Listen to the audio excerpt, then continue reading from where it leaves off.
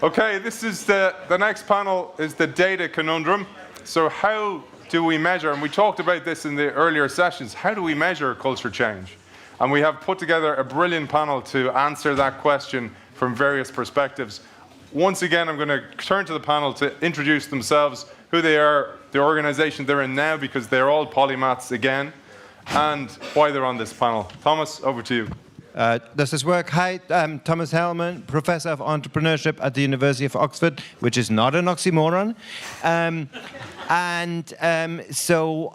I, in addition to research and teaching, I lead the Creative Destruction Lab at Oxford, which is a deep tech accelerator, and a program called Inspire, which is essentially entrepreneurship training and support inside the university.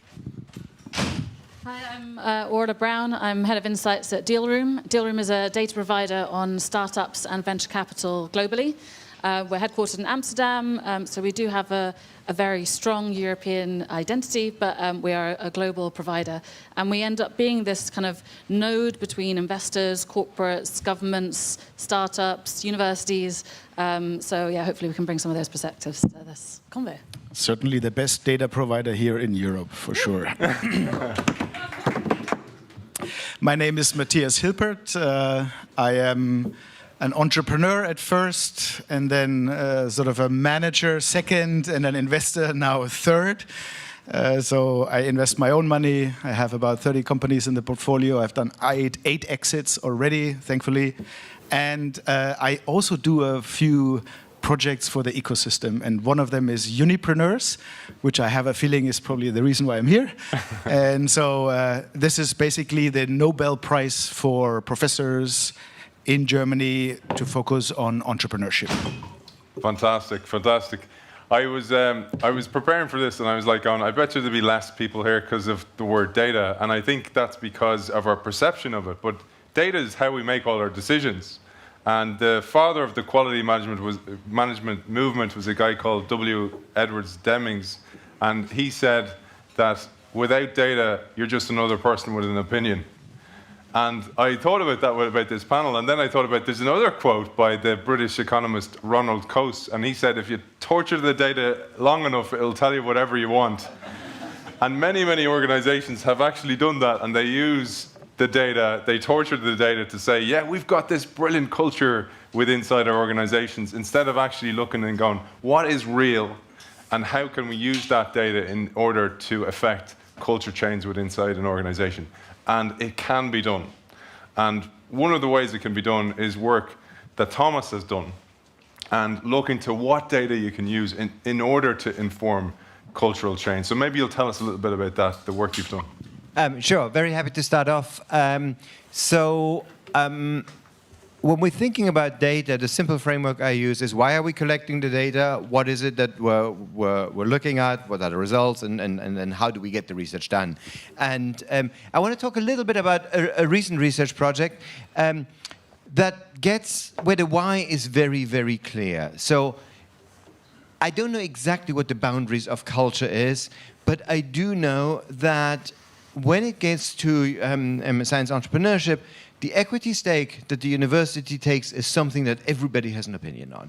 And in fact, it's some of the most uncivilized meetings I've ever been into my life were, when entrepreneurs and then university or others were fighting about these equity stakes. So basically, I was getting tired of this. Because the ratio of heat to fact was just going to infinity. And so what I did about 2 years ago is I said, we can actually gather the data on finding out just what is the stake that the university takes in university spin-outs. We can't do it everywhere, but we can do it at least in the country that I live in, which is the UK, because company house and it's a legal requirement. So basically it's now. What is it that we're going to measure? The obvious question, and what a lot of people have focused on, is let's measure the size of the university stake. Are they taking 10%? Are they taking 40%? Or whatever. That by itself, I don't think is quite right, because that just gets us back to our prejudices of what is high and what is low and what is good and what is bad. And so I think the measurement should actually be, how does the equity stake impact subsequent development of spin-outs? Does a high equity stake ruin the chances of raising capital or venture capital or other of the spin-out? So that's the question. How do we do it? The truth is we need some poor, miserable graduate student who's actually going to collect the data and make sense of it. And believe me, it was absolutely painful. And that's why we need people like you to make these things much more professional. And we'll definitely get to your data. But because in the UK it's actually a requirement, you can get and sort through company house filings. They're incredibly complicated. There's all sort of other things that you discover in the process about what is a university stake. You get conceptual issues and so on. But you can walk through it. What we've done is we've built, I think, the first credible database on equity stakes in the UK on spinouts. We hope that this is something that can be transported to the continent, all over Europe. Every country will be different, but I'm quite confident that it can be done in some of the countries. Just very briefly, in case you're interested about the results, I think they are interesting. When I started this project, I knew that nobody would be happy with my results. And so if you're all going to look unhappy, it's my fault. But basically, there are those who say that high stakes ruin the chances of the entrepreneur. They make companies unfundable. And there are those who say, no, that actually isn't true. That doesn't matter. And our results are very mixed. We do find that there is a positive correlation between the university stake and the probability of raising almost any kind of funding, venture capital or other, which is the exact opposite of what people have been arguing for ages. So first, that makes you wake up and says, hang on, there is something going on with data. Data is important, but then again, you can torture data until it sort of confesses. And the way we tortured our data is that we were the first to say, well, that's a correlation, that's not a causation. And it might be that universities are more aggressive in retaining their equity stakes in those spinouts that they consider the most promising and the most fundable. So it could be that the positive correlation is a relationship of what we call a selection effect. And what we really want to know is what's the marginal change, what's the effect of changing the university stake. That becomes an econometric problem. I'm an economist, so we deal with these issues. None of our solutions are perfect. Very happy to walk you through the details of that. But what we do need is essentially a quasi-natural experiment. And then we sort of do a causal analysis.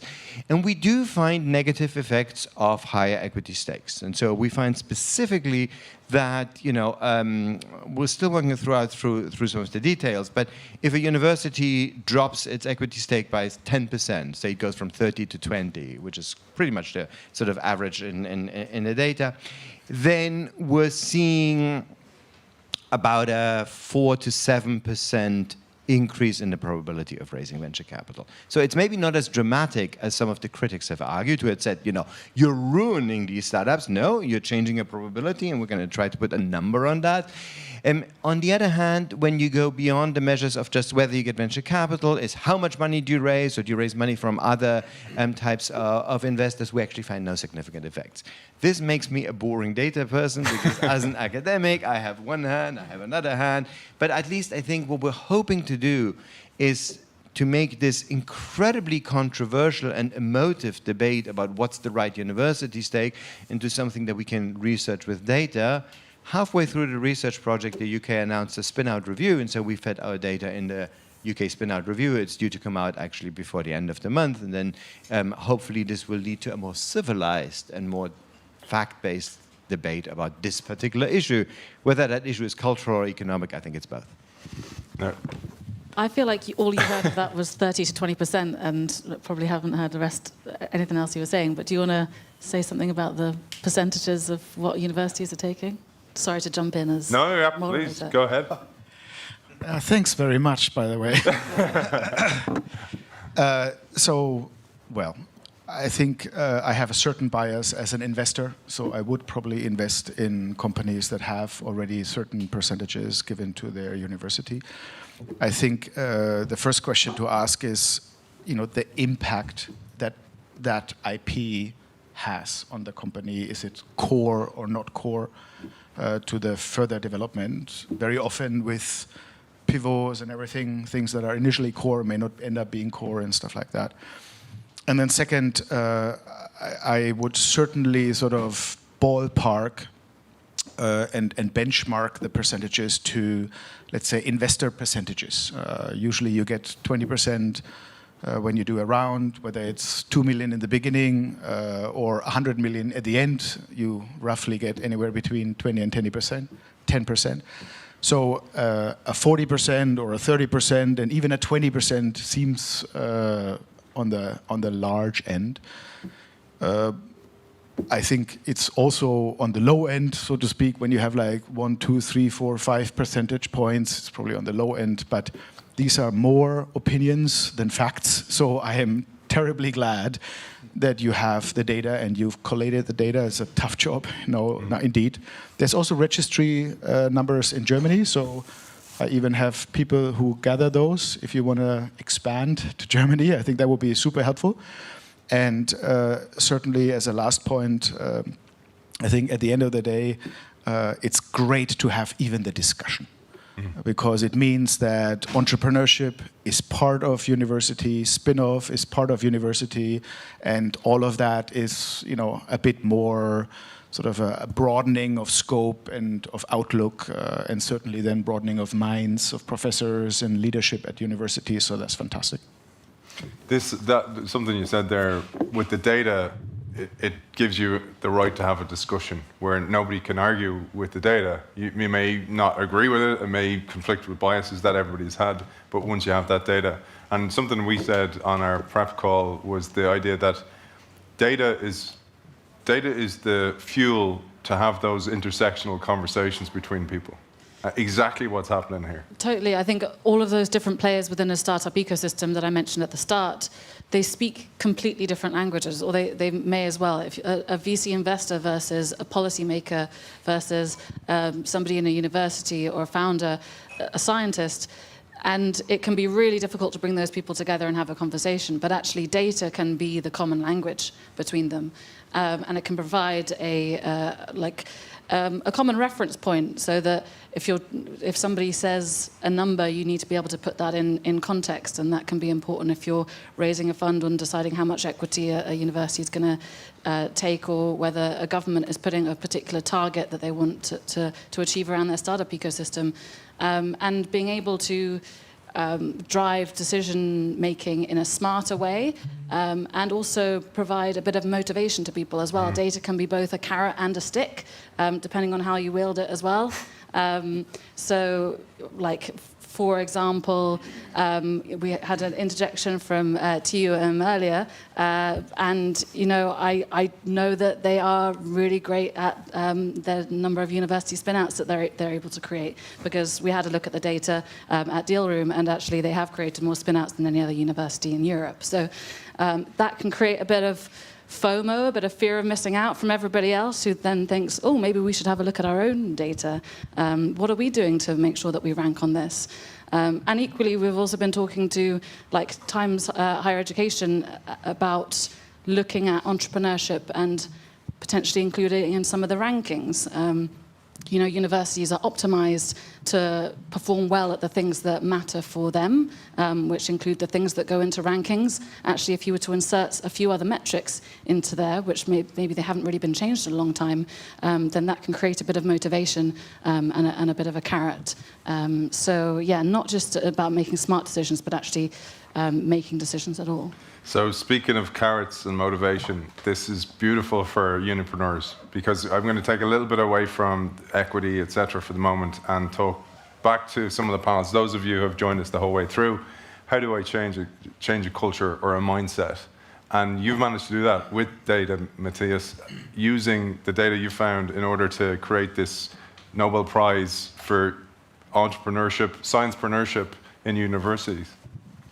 Yes, so I think it's maybe even worthwhile for everybody to understand what we went through, to talk a little bit about what our initial goal was, right? So our initial goal was to basically bring more entrepreneurship to universities. And then, of course, the question is how and with whom. So do we target students? Do we target professors? Do we target leadership at universities? And at the end of the day, we decided professors is the best balance between people that are actually proactive in doing stuff. Students don't have necessarily budgets, and they're not really coherent as an entity. Leadership at university is very slow and very hard to get to, and so on, and you will get to them eventually anyway. So professors was the choice. And then the second calculation that we did is how to incentivize professors in order to extract more energy to do entrepreneurship. So those guys are usually quite happy already, certainly in Germany. Why? They're very well paid. They do what they love to do. They have been selected to do that, what they love. And they have very good social standing. What better can you do as being a professor and so on. So it's pretty tough to motivate them. So when you talk to them, and I talked to something like 40 or so of them to just get a bit of a glimpse of what motivates them, it was very clear that words, so please do this, it's good for the environment and whatever, doesn't really count. All the process stuff, so we will actually make the university do this and that, and then you have a great process, and then you can do entrepreneurship. Nobody gives a fuck. So then you go with the money, and you say like, you want some money? Yeah, not really sure, because the money I won't even get personally to buy myself something, which I don't really need. Anyway, they're not very monetary orientated, etc. And then you start with honor and fame. And then honor and fame pulls like crazy. Unbelievable, right? So that's where basically the Nobel Prize for Entrepreneurship was born. And then what we did is we went to the data, because you can select those distinguished professors by going for a jury, and then you have a bunch of guys, like 5 to 10, and they invite their buddies, and it's all a little bit sort of semi-professional, shall we say. Or you go to the very, customers, which are founders, and you ask them, who are the people who have really helped you? Not just in the papers and in their own mind and stuff like that, but the actual people who have inspired you, who have actually helped you to become an entrepreneur and to excel to be an entrepreneur, who have been helpful in going through all of the ups and downs, in particular also the downs. So we went to the registry in Germany. We selected 3,000 something companies, startups that have been built up over the last 10 years. Out of those, we selected, or they are represented by 5,502 founders, which we basically have written to ask for nominations. On top of that, we did a very big LinkedIn campaign, over 1 million impressions, to make sure that nobody is ever going to miss this campaign and this nomination period, which we've had for something like 6 weeks. And we have gathered 700 nominations. To my knowledge, this is worldwide the first time this has been done. Certainly in Europe, I have a feeling also in the UK, and certainly also in the US. Nobody has ever gone through that amount of work to do really the bottom-up research to select. And then we still got a jury to validate if the nominations are in the right way. And we basically cut the nominations by science domains, so a bunch of entrepreneurship guys, a bunch of engineers, medicine, physics, chemistry, and things like that. And then we basically picked the people who have gotten the most nominations. And the top 20 in Germany over those last 10 years in their nominations, we have then awarded Unipreneurs as a prize. We have done the maximum of honor and fame at a very big celebration with 2 ministers, the ministers of economy and also of research, and also together with a number of associations to give them, yes, the maximum of honor and fame. And actually, as a matter of fact, Helmut is one of them. No big surprise to anyone, but yes. So congratulations, Helmut, once again. It's really been a mind-blowing project, and even more mind-blowing were the people that came out.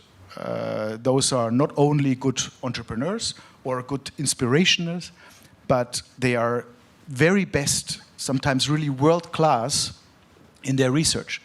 So it's really both that they bring together. And we have asked the founders to do 30-second laudatios, little videos for the professors.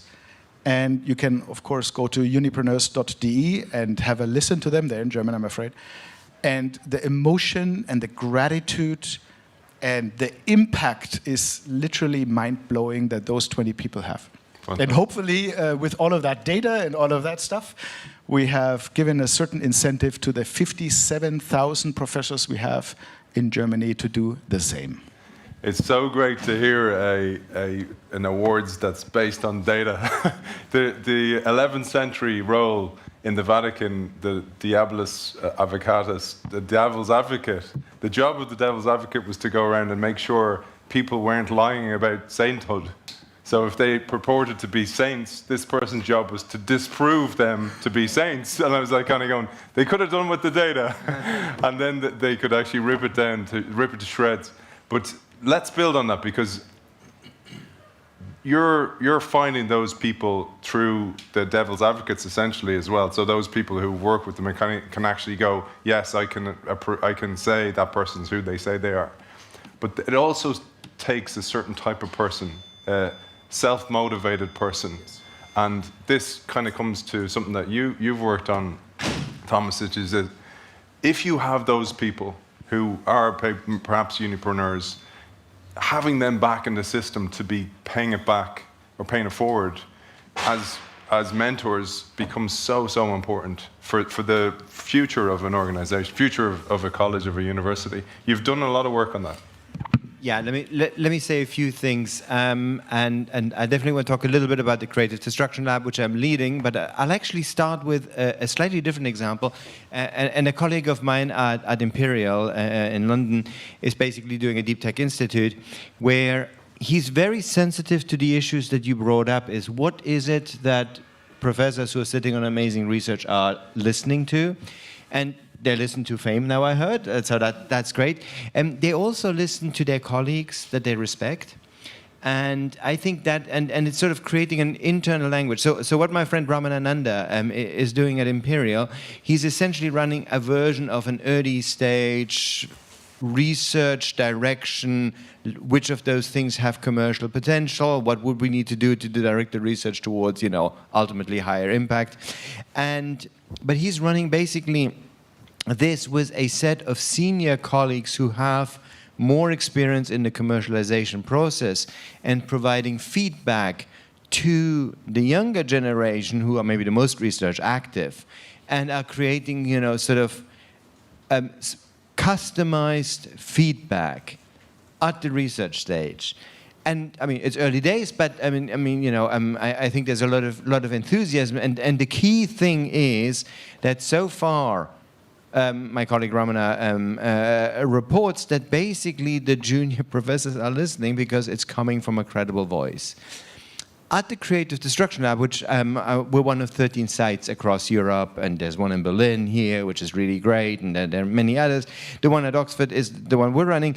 But the principle is always the same, is that the advice of those who've come before you is often what people listen to much more. This is one of the ways in which science entrepreneurs learn the most. So we're dealing with a lot of, deep tech engineers who have no idea about business and they don't know how to spell customer. And then they listen to those entrepreneurs who have scars on their back because they spent 10, 15 years building a company and hopefully exiting it. And then we involve a broader community and a diverse community as well.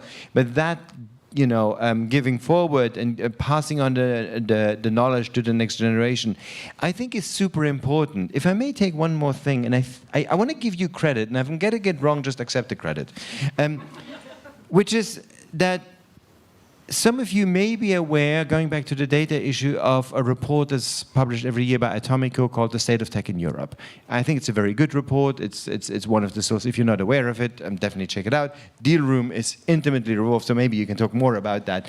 But one of the things, we've actually had conversation with them, and we said, look, this giving back is really important for the ecosystem, and maybe one of the most important mechanisms by which this has happened is that when you have successful companies, they get acquired, you've got founders and you've got employees who now have the amazing talent, they understand what the process looks like, and they can come back and start the next generation or become the CEOs of the next generation. And then all of a sudden, one year, the Atomico report had the data on it, and they used the term flywheel, which is sort of, I think it's a really useful concept. So that's an example where people said this is important, and then 3 years later we're actually measuring it. Yeah, we've actually just done an extra level on that same research as well, which is looking at this specific alumni cohorts from certain companies. So you can see it in an ecosystem that as soon as you get one unicorn, suddenly you've got a load of people that leave who've got expertise, they've got capital because they probably had some equity. They go and start other companies, or they go and invest in other companies. Skype basically did it for all of Europe, and things started going from there. But we really recently started looking at which other companies are doing that as well. So Deliveroo, for example, and the companies that they've gone on to found, the alumni. So alumni aren't just related to universities. It's a term now being used for companies. And actually universities, I think, could benefit from broadening the horizon of who they're competing with in terms of creating talent. Because if the way that we look at the data, we say, okay, which places have created the most alumni that have gone on to raise at least $10 million? And in that same ranking, we've got Google and McKinsey and MIT and Stanford and Oxford behind those ones, I'm afraid, for now, but they'll be catching up. But also now the younger startups that can go in there as well. So you're getting second, third, fourth generation startups where somebody worked somewhere, then founded something else, where somebody else worked, that then went on and founded something else. And the kind of the data can actually help break down some of the silos with that kind of mindset as well, I think. So, yeah, we're kind of interested in the dynamics of what can create successful startup ecosystems in whatever way, basically. If I may add, just as a little anecdote, sometimes they're called also mafias. Mm-hmm. We talk the PayPal mafia. Exactly. So, but it's just a fun word for exactly that. I think it's fair to say that when you go into an investor's mind, the correlation to participation in a previous success, in particular more on the higher levels, not just, let's say, on a very junior level, but let's say on a C level or second line or something like this, is of highest correlation to interest. Much more so even than in universities, because people then not only are intelligent, but they also have done something, and hopefully also learned a bunch of operating principles as opposed to just, let's say, more university type of principles. So that's really a massive thing. And funnily enough, if you have the money because your fund is so big, like Atomico, by the way, or others, then you actually have... yeah, there you go. You actually have processes inside of their businesses that they actually select who they outbound call for new investment based on these criteria. So they don't wait until people come and say, please give me some money. They actually go out and find those people, are looking on their trajectories, on their career paths, and so on, have them in a database. So this is the level of correlation you have. I thought, did you want to add something there? Because I'm running out of time. I thought this conversation in a year, if we were going to have it in a year, it's going to be totally different because of the impact of AI. We can't talk about data because if you even think about the correlation of data and the processing of it beyond human spotting trends, it's going to totally change. Stuff we're going to see that we could not even perceive now, and stuff we're going to go, oh, that's what we're doing. How is that going to impact your work and change what you're doing? I venture a guess, and then you prove me wrong. I am not entirely certain whether that is the case or will be the case when we're talking about people and skill sets and experiences. Because the source data that powers all of the LLMs is not necessarily encoded publicly. Like on LinkedIn, you have maybe an association and maybe a job title and maybe a few words, maybe. But the actual real in-depth knowledge that you need to have in order to understand what people have done or not done is probably not there yet. I think you can approximate so that you can say, look, these types of organizations are high-performance organizations, whatever that means, we can discuss. These types are not, regardless of their funding, by the way. That may help, but in generally, to really do one-on-one, it's difficult, I think, because of the lack of data, I think. Yeah, I think, so relating to AI, I think this is a perfect moment to use data to look at what's going on. So I'm thinking more on kind of a geographic level. I think in Europe, sometimes we've been a little congratulatory about ourselves that like, oh, we've got some really great infrastructure for building the next load of technologies in deep tech and in AI. We've got amazing AI talent. And actually, if we look at the data, more than 90% of the investment raised in generative AI has been raised in the US. So we are already way behind. The most amazing AI company that Europe has produced was bought by Google nearly 10 years ago, and that's Google DeepMind. So actually, it can be used to the stick point as we were at before. Like we need to use it to sort of cop ourselves on a bit sometimes and be like, no, we need to focus minds a bit. Because these are going to be absolutely transformational technologies that will be used to tackle the biggest problems, and we need to be fighting fit. Will it replace that doctoral student that was the poor student getting your data? I'm sure she wouldn't mind. AI is extremely good at processing data once it exists, and I think the issue here is that certainly when it gets to culture, we don't have data. So I think we will make progress. I think we're going to find proxies. We're going to find clever ways of figuring out which professor is more entrepreneurial, which university does have the better incentive system. But a lot of that data is behind walls or has never been recorded in the first place. So I don't think AI can... And frankly, if I'm an AI entrepreneur, the last thing I would do is go inside a university and try to figure out how that works. I'm going to come to the audience as well. We've a few questions there. Microphone on the way.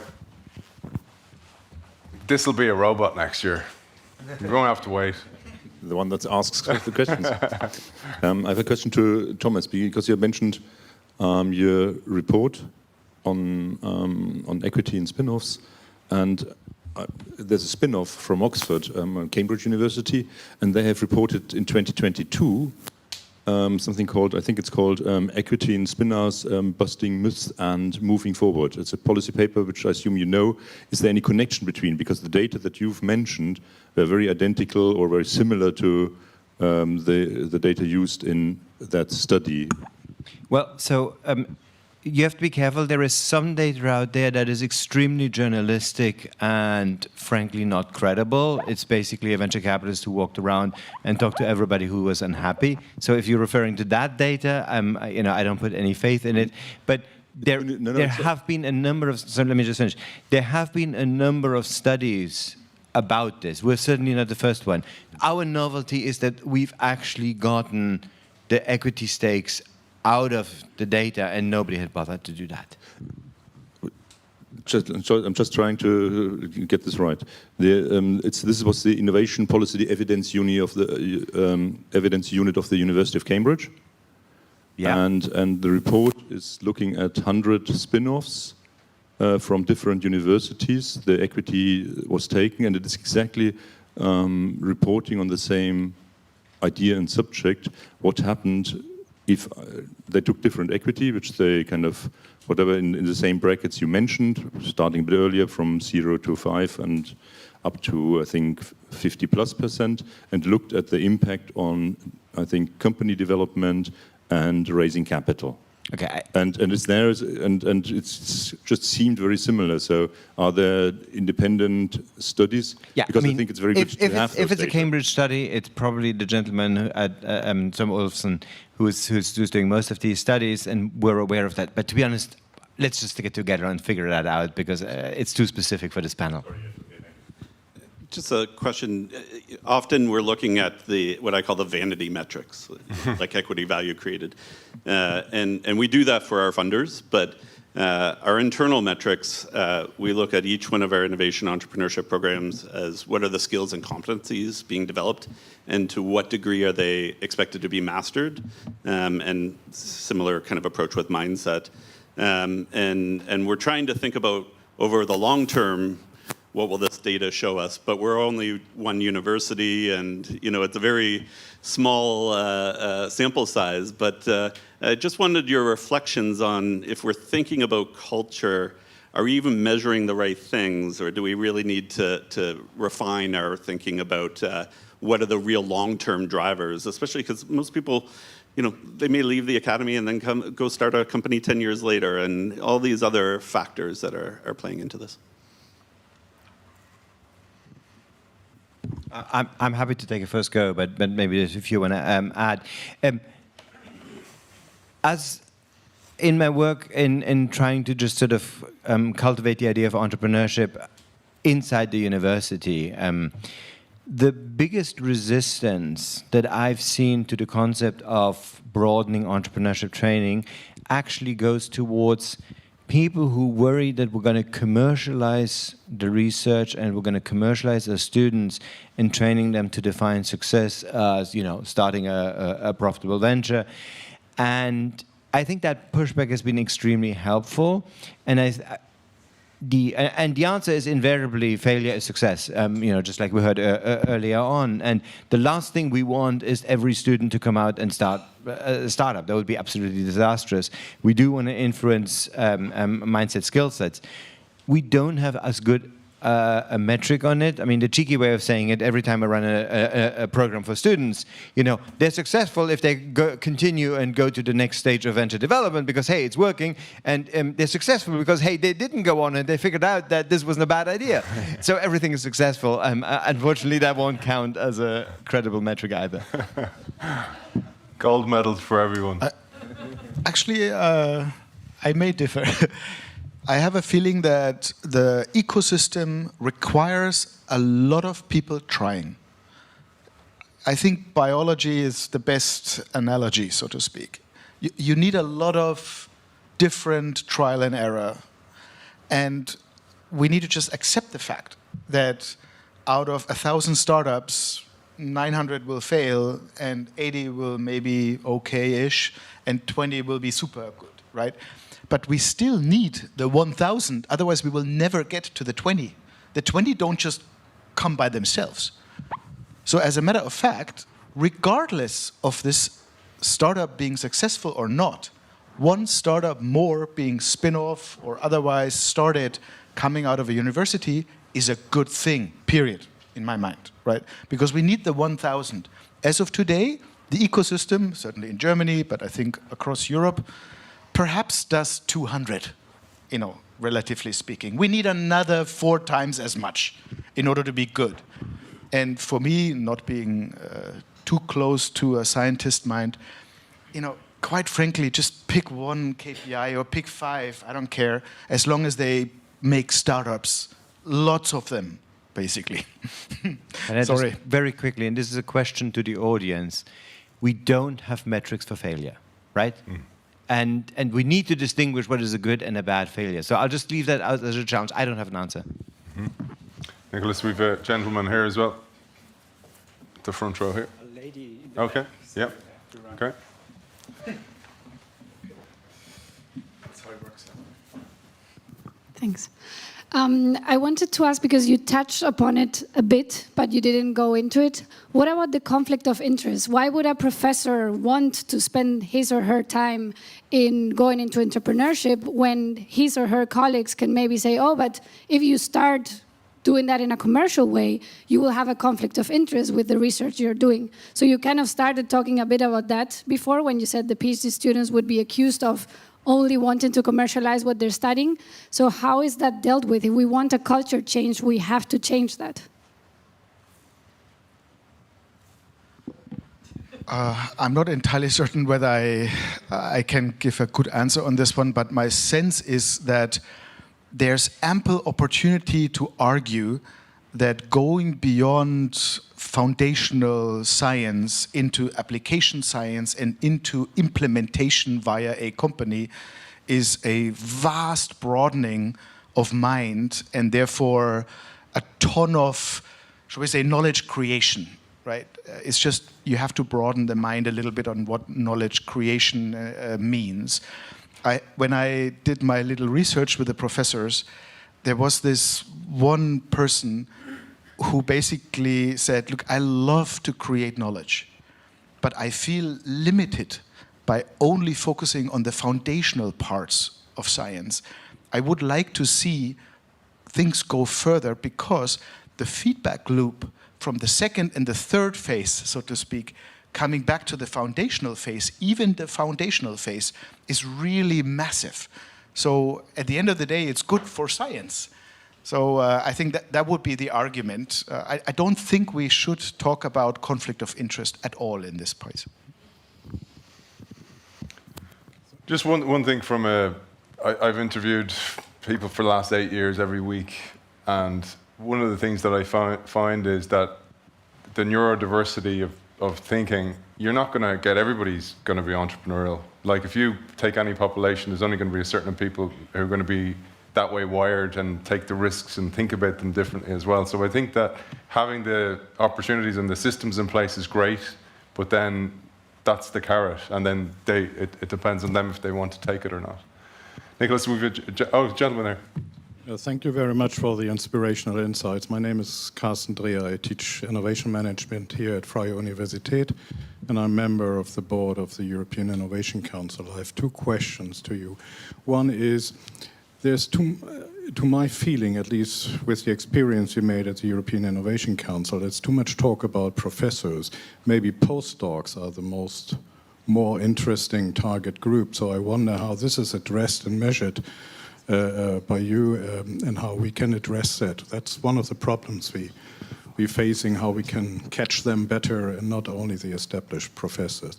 And my second question is to Thomas Hermann is, when we speak with the venture capitalists, which are some of them are members of the board, it's not the percentage of shares owned by the universities.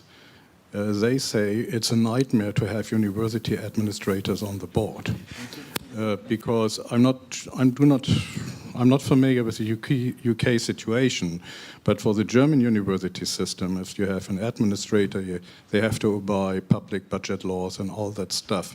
So this is the real issue there. It's not whether it's 20 or 25 or 18%. Do you have any findings out of your research for the UK situation? No, but actually it's a message that very much resonates. I do think that the equity issue has dominated the discussions to the exclusion of some of the issues that are equally or if not more important. So I mean, I would definitely agree, and I think there's a broader.